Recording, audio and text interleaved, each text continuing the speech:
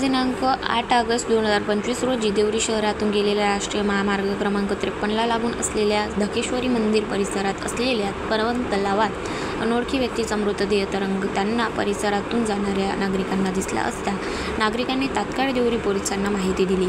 माहिती मिळताच देवरी पोलिसांनी घटनास्थळ गाठत पाहणी केली असता सदर मृत व्यक्ती सारंग देशपांडे वय 29 राहणार देवरी तहसील ऑफिससमोर असल्याची ओळख पटली, ज्यामुळे घटनास्थळी बघ्यांची एकच गर्दी झाली होती.